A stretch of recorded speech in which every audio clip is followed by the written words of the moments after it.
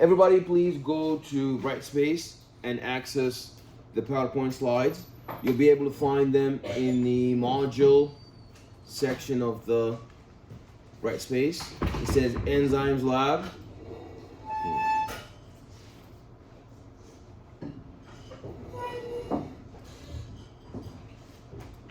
Okay, you have to have an excellent understanding of what enzymes are. I think you began to discuss that in the lecture, so we will talk about it more in the lab. Today we're going to be investigating the rate of the reaction of these enzymes. So you're going to know and learn today that enzyme activity is affected by the pH and the temperature. So there's an optimal pH and an optimal temperature at which the enzyme is going to work and give you the maximum product. So you need to know what an enzyme is. You need to know the structure and the function of the enzyme. So if we look at enzymes, what is the structure? What is the structure? And what is the function of an enzyme? So when I ask a question, what is the structure of an enzyme? What am I asking? I'm asking about the building blocks. What is it made up of? Structure of a computer is a CPU and a monitor and a mouse and so on. The structure of a microscope, you have the stage, you have the ocular lens, the objective lens, and so on. What is the structure of an enzyme? Yes? Is an active site a part of the structure? Yes. So part of the structure of the enzyme is an active site. That's excellent. But what is it made up of? Is it a lipid? Is it a sugar? Is it a protein? Is it a nucleic acid? What is an enzyme? So these are the macromolecules. Remember we went over those in the previous lab. You know, when we use Benedict to tell if there's sugar or not, we use starch to tell if there's sugar. So why were we learning macromolecules? Because we're going to find out that the structures, biological molecules in life are either proteins. We detected those with burette reagent.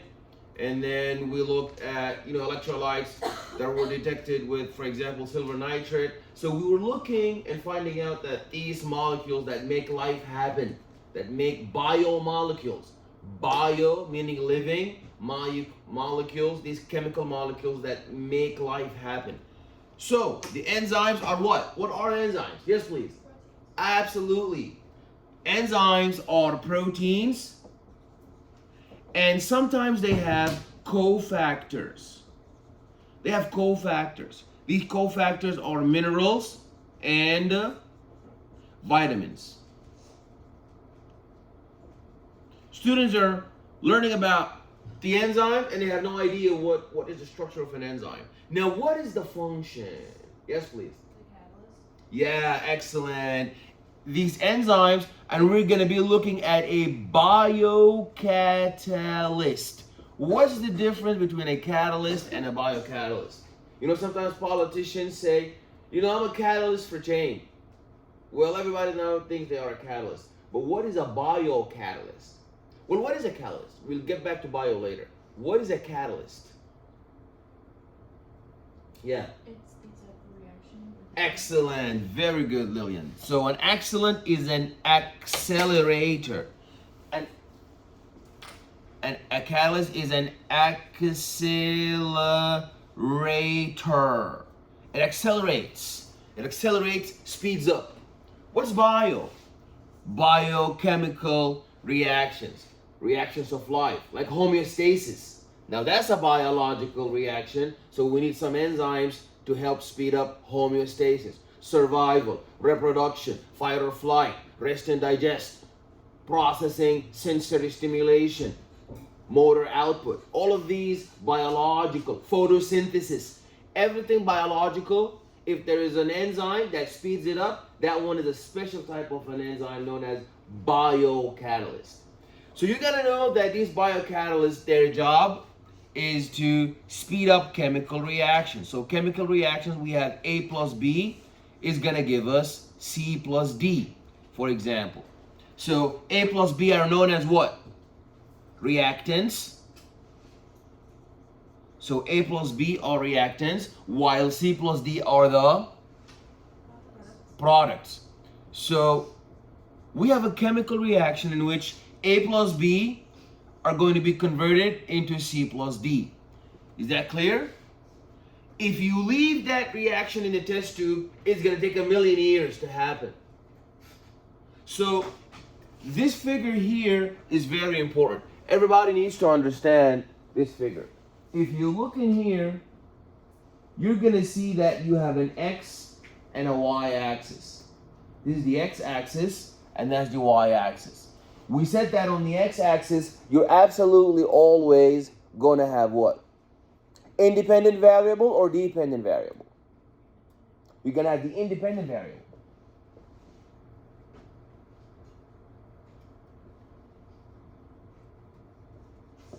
And on the y-axis, you're always going to have the dependent variable.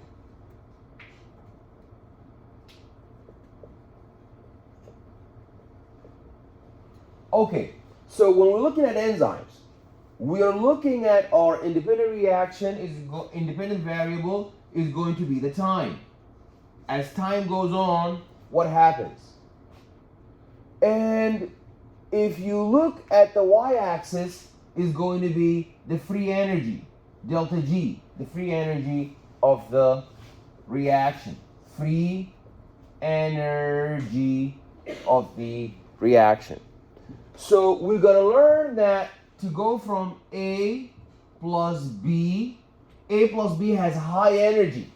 You know, reactants are unstable. They have high energy, while products are so lazy. They are stable.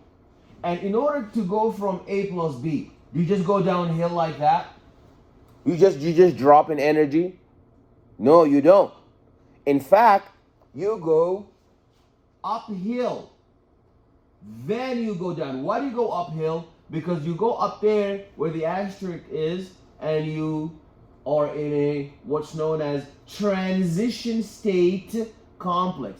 Transition state complex. This transition state complex is an intermediary where you don't completely have C and D, but you don't still have A and B. So you're gonna have something like that.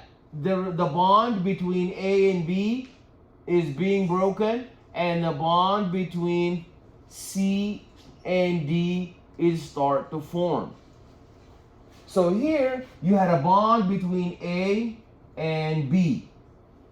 And here you're going to end up a bond between C and D. In the transition state complex, you're kind of in the middle. You haven't done either yet. So you're no longer A plus B, but still you haven't yet just became C plus D. Is that clear? You're up in the middle. And that transition state complex is the most unstable. You can tell by the graph. The asterisk is where there is the most energy. So transition state complex, where like the reaction is like bubbling with energy. It's like, you know the airplane? It goes up with a speed, the takeoff. Then there's like the speed when it's in the air, then the landing. So you know when it's up in the air, that's when that speed is the maximum. So the transition state complex is the highest.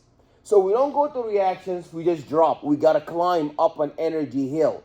We need to surmount. We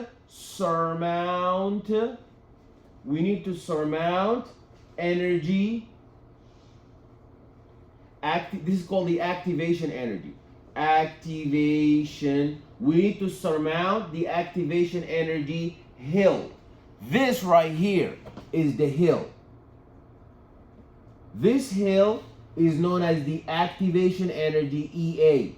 This hill right here, starting from the energy where the reactants were up to the transition state complex. So that is known as EA is the activation energy barrier that you need to surmount in order to become product. There's no reaction, never ever, absolutely no reaction doesn't have EA. Every reaction has activation energy barrier, no matter what it is, a photosynthesis reaction or thermogenesis reaction. No matter what it is, everybody has an activation energy EA. So if you're gonna wait for the reactants to climb the activation energy barrier, then become products, you're gonna wait a million years. That's why this old route A, we can't wait for that. It's too long. Cells are gonna die. Cells need oxygen as soon as possible. So that's why we have these biocatalysts that will say, listen, I will take you from reactants to product through an alternative route, B. If you notice, if you compare A and B, it's like when you take the subway, imagine you got to take the public transportation from LIU Post all the way to the city versus taking an Uber to the city. Well, the distance is not going to change. It's still LIU Post, and the final destination is the city. But public transportation is like the activation energy hill. It's going to take you like 5 hours to get there. But if you take an Uber, or maybe like an airplane, for example, you're going to get there in like 15 minutes. So the distance hasn't changed. The free energy hasn't changed. But the activation energy, the route has changed. So now we don't gotta take route A all the way up. Now we just gotta take an alternative route. So we lower the activation energy. We don't lower the free energy. You don't lower the free energy. You don't lower the distance. You lower the pathway. So EA represents the pathway, but the energy is the same. Students get tricked with that all the time on the exam. When they get a question that says, the enzymes speed up and catalyze the biochemical reactions because they lower the free energy. They're like, oh yeah, EA. No, free energy is not EA. Free energy is delta G. That one doesn't change. That's like the actual distance between here and the city. You cannot change that. But you can change how fast you get there, and that's EA. So, enzymes change EA, not delta G. Enzymes change EA, they don't change delta G. Enzymes change the activation energy. They do not change the free energy delta G. Excellent. The other thing you need to know is that enzymes do not work for free. Just like the Uber is not going to take you there for free, the enzymes need to get paid. What do enzymes get paid in? Dollars? Do they get paid in electrons? They get paid in ATP, ATP, ATP, ATP. If you don't have ATP, the enzyme is never going to work. That's the second law. The first law, they lower the activation energy, not the free energy. The second law is they need ATP. They will absolutely not work if there's no ATP. That's why we die. Why do we die? It's because we no longer make ATP, and we no longer make ATP. The enzymes don't work. The reactions for life don't happen fast enough. We die. So they absolutely need ATP as the second law. The third law is when the Uber gets you to your destination from LIU Post to the city, is the Uber driver going to retire and be like, I'm done? No. So this enzyme, once it got you from reactant to product, is not going to retire. It can take you back to, as long as you give it ATP. So this enzyme is never going to retire or stop. It's willing to work over and over and over again as long as you give it ATP. The last law is, if you tell an Uber driver, take me from LIU Post to the city, is the Uber driver going to say, no, how about I take you to Stony Brook? Is he going to do that? Same thing. The enzyme is gonna supposed to take you from A plus B and give you C plus D. It's not gonna give you E and F. It's not gonna give you, listen, let me give you E and F. No, it's gonna give you exactly the product of that particular reactant. So you cannot say I added an enzyme and it gave me a different product. Absolutely not. Enzymes do not give you different stuff. They give you same stuff faster. That's all that they do. And the last fifth law is they have an optimal, this is what this lab is about. They have an optimal temperature. If you do not give the enzyme the proper temperature and the proper pH, they're not going to get there fast enough. Sometimes they may even die. Why? Because who told us that enzymes were made of proteins? Was that Hyacinth? Giselle. Yeah, it was Giselle. So proteins, you know, they're very delicate. If it's too hot, they denature. They fall apart. They collapse. They go from tertiary structure to secondary structure to primary structure. They go from quaternary structure to tertiary structure to secondary structure. So they need the proper temperature. And you know that the proteins are made of amino acids. So they have an acidic terminal and they have a amino terminal. So there's an electrostatic relationship. If you mess up the pH, you mess up the electrostatic balance, and then the protein is not going to work. The enzyme is not going to work. So you're going to be proving this today.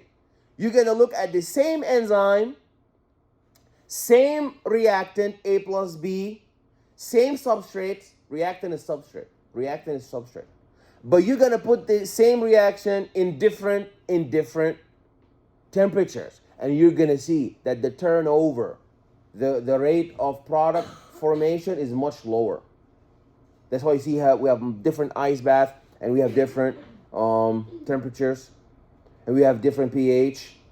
And then we're going to verify that with the spectrophotometer.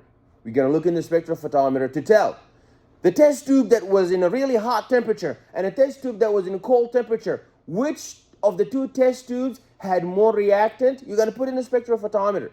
Whoever allows more light to go through it, it means that it didn't have a lot of product. And the one that blocked a lot of light to go through it, it means a lot of product was made. So the test tube that has the lowest transmittance and the highest absorbance, that's the test tube that has the optimal temperature. Because optimal temperature means that we made the most amount of product. So the lowest absorbance, if you have the lowest absorbance and the highest transmittance, that means that the enzyme wasn't working properly. The enzyme activity was wonky. The enzyme activity was not working. The enzyme was denatured. The enzyme was hurt. This is bad. Heartbroken. This is not good. The enzyme is not working. But if the transmittance is low in the spectrophotometer, and if the absorbance is high, oh wow, that's amazing. That means we absorb a lot of light from the spectrophotometer. That means the transmittance is low because we have a lot of product blocking this passage of light on the spectrophotometer. So that means the enzyme was working. That means the enzyme was really active and is not denatured. It's active and is healthy, and we like that. That's a full heart. That's not a broken heart. Okay? Is that clear? So now let's go over to the PowerPoint slides with this basic understanding and let's apply. These concepts are very, very important. You guys are going over them in the lab. So we said that metabolism, we talked about that when we were doing the composition of life. You know, some enzymes are needed to take us from reactant A to B. Then you have like a successive, like a domino effect. If you don't do part A, so you see the total metabolism. For example, if you look at metabolism of sugars is not a one-step reaction. You need multiple different reactions. So for you to graduate with a PhD, you needed to have went through elementary school, then they take you from elementary school, and then you go through middle school, then you go from middle school to high school, then from high school to college, and so on. So the same thing in the metabolism. If you want to metabolize glucose and get ATP, you got to go through a successive series of biochemical steps, and each step has a certain enzyme that gets you from A to B. So if you look at the metabolic pathway, D is the product. A is the starting molecule. You go from A to B through enzyme 1, who's going to make reactant 1 faster. B to C, enzyme 2, which is going to make reactant 2 faster. C to D, when you go through enzyme 3, that's going to make reaction 3 faster. So we talked about that. A plus B, the enzyme is going to speed up the rate of making C plus D.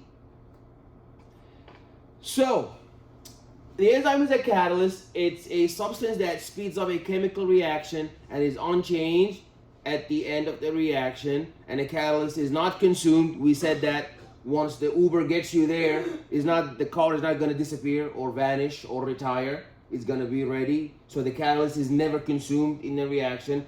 The catalysis is the conformational change. So you mentioned something that's very important, Lillian, and that was when you have a active site.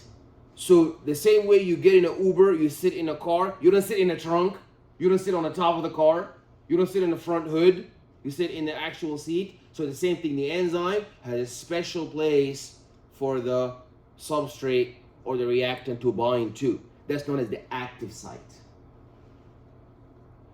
And you see, this is an example of a metabolic reaction. When you eat sucrose, table sugar, your body cannot, your cells can never metabolize sucrose.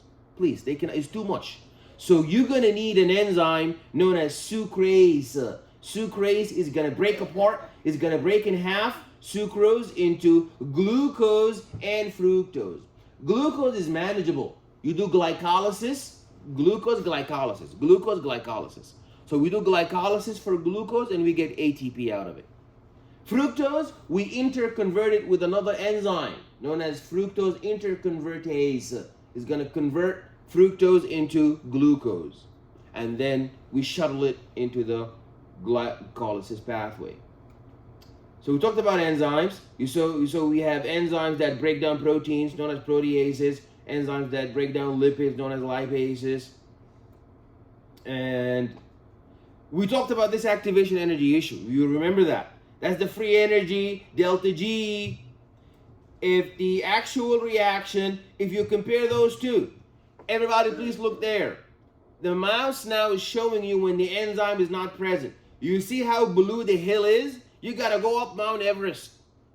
But when the enzyme is present, what happened to the Mount Everest?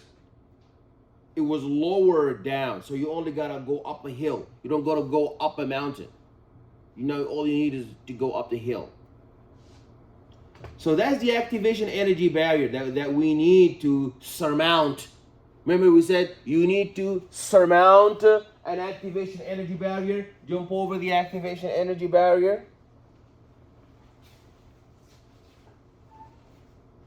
So you see, without the enzyme, it's going to be shattered, and then we're going to jump over it very easily, jump over the fence. If your house has a very big fence around it, the fence is so huge and very tall and big, what does that mean? The robbers are going to come to your house because they're going to think you're rich. Because the fence in your house is really high. You're going to, oh, he's hiding something. Oh, he's rich. Oh, Brittany's a millionaire. That's why her house has such a very big fence. So big fences invite thieves and robbers. It just came to my head. I don't know why I said that. Anyways, this has nothing to do with enzymes. Yeah, I do these cliche things. Anyways, so the enzymes are effective biocatalysts. They didn't put it in there, but it's a biocatalyst because they bring the reactant molecules and substrates. Yeah, Mary missed the fence thing. We want to try ask her, maybe she'll guess it. What happens, Mary, if your house has a huge fence and there's like a very big fence around your house? What's gonna happen? It's getting protected. Oh no. It's the other way around. She wasn't here. You're gonna shop for robbers because you're rich. Right. Yeah, Right. they're gonna say, oh, Mary has a big fence. Oh, she's hiding something. She's a millionaire. We're gonna go and take all her money. Anyways, so we have a big fence to get over as enzymes, but pretty easy if you have the enzyme. If you don't have an enzyme, it's gonna take you forever to get over the fence. Okay, they're gonna bring reactant molecules. These are substrates. So the electrons can interact, converting a specific set of reactants. Enzymes, they work different ways. Some of them work through reduction, oxidation, reduction, oxidation. Do all enzymes work by reduction, oxidation? Absolutely not. They all have their ways of speeding up the reaction. But remember the lock and the key. The enzyme to speed up glycolysis, will it go and speed up lipid metabolism, beta oxidation? It will not. So every key has its own lock to open. So every enzyme will speed up a certain reaction. It is not like the Uber. The Uber can take you everywhere. But the enzyme can only speed up one. It's called specificity. Enzyme specificity, specific to a particular reaction.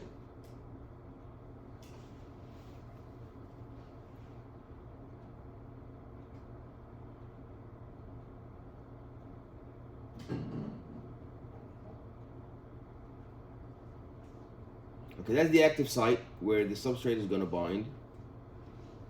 Initiation is when reactants bind to the active site in a specific orientation, forming enzyme-specific substrate complexes. So that's the transition state. We talked about transition state complex where, you see, you're not yet, you're supposed to, A is supposed to give us B, so you have B and C. Transition state means you're like dashed, like you're in the middle. And then you have your product A and B. So this is the model of the enzyme action. How do they work? We went over how do they work. They bind their substrate. And remember, so you're gonna look at, oh yeah, there's one more thing I forgot to talk about. So remember we said that they have an optimal pH and optimal temperature. So other factors are enzyme concentration. So think of it this way. You know the shuttle buses, always in the city when there's like the subway line is not working. So they bring free shuttle buses. So shuttle buses are like enzymes, right? Because they get you from station 1 to station 2. So if you have so many people, the more shuttle buses you have, is that going to speed up the reaction or no? If you have like 1,000 people waiting for shuttle buses, and only one shuttle bus comes, but the next time 10 shuttle buses come. So the more shuttle buses, the better or no? The better. So same thing. The more enzymes you have, the faster you're going to metabolize things. The more optimal temperature you have, the faster product you will get. The more optimal pH you have, the faster the product will. The other way around. If you have like 1,000 people waiting, then you have 10 shuttle buses coming. The more shuttle buses come, the better. The faster we're going to have products. We're going to get home. Let's do the other way around. Now you don't have a lot of shuttle buses. You have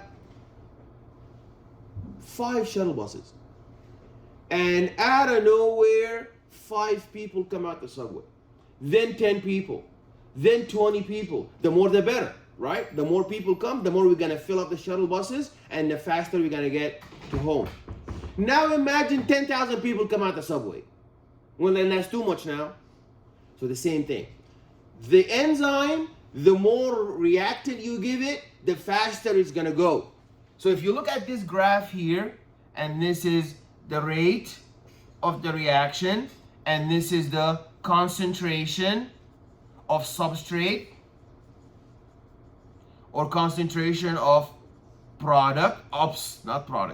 substrates and reactants. The more you add reactants, the faster we'll get. The more you add, until we're gonna get to a point where it doesn't matter now the more you add, because we have fully saturated. The buses are full. The buses can only take 300 people, but you have like 3,000. So now it's no longer the more, it's the more the better in the beginning. But then you're gonna have this flattening plateau phase. Plateau phase. Or ceiling effect. You have reached the ceiling. That's it. That's the ceiling effect. We cannot add more, the more the better anymore. In the beginning, the more the better. Like when you're working out, the more reps you do, and then you're gonna get to a point where that's it. You have saturated. Okay. So now you're gonna look at different test tubes at different temperatures, different test tubes at different pHs, different test tubes with different concentrations of substrates, and you're going to see all of that. The more substrate you add in the beginning, the better. The more optimal temperature, you don't know what the optimal temperature is, but you will find. But you need to know what you're using a spectrophotometer for. Spectrophotometer is for this. After the reaction is done, we want to know which tube had the optimal temperature. So you put all the different temperature tubes in the spectrophotometer. If their absorbance was high, transmittance was low, it means we have a lot of product. Otherwise, why isn't the light going through? Because we have so much product. But if the transmittance and the absorbance is low, if the absorbance is low and the transmittance is high, that means light is going through. We don't have a lot of product.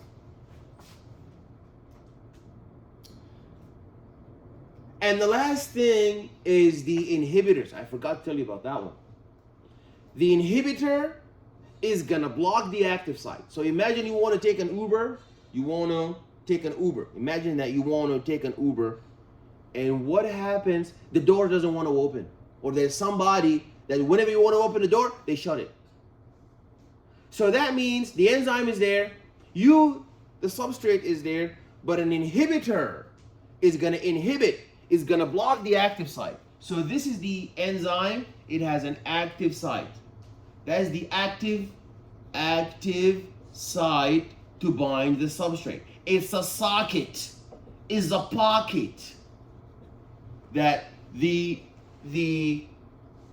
substrate is gonna sit in, and then we're gonna do the interconversion, and we're gonna have product. So if you have an inhibitor that's gonna block, block the active site, are you gonna have products? You're not, because the reactant need to go in the enzyme to become product. But now the inhibitor is blocking the active site. And you need to know we have two types of inhibitors. Inhibitors, there are competitive inhibitors that will literally compete, bombard with the substrate. So the substrate is want to come in, hey, I want to bind the active site. Inhibitor will say, no, I'll bind the active site. Then you will learn that the more you sprinkle substrates, the more, because it's a fight between two, substrate and inhibitor. So if you have a lot of substrate, they will displace the inhibitor. But if we want to shut down an enzyme, that's why we do this in drugs, medications for blood pressure. Most of the medications for blood pressure are inhibiting the enzymes that are going to make your heart pump faster, because it's already pumping high. So they're going to inhibit the product. So you inhibit either by fighting this active site. These are known as competitive inhibitors. And there are what's known as non-competitive inhibitors. There is an active backdoor. This backdoor what is it known as? What is happening in lecture? What is the other door that the inhibitor can bind to and block the binding of the enzyme? That's known as? Allosteric. Yeah, that is the allosteric. Steric is like a site. Allosteric is the site that is like opposite. Are we clear? Questions? Do you have any questions?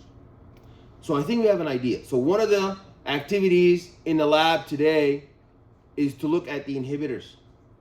If you add an inhibitor, what's your hypothesis that you're not going to get a lot of? No, I'm sorry, not a lot of product. You're not a lot of fodder. Good. Your substrates are not affected because you're pouring them in.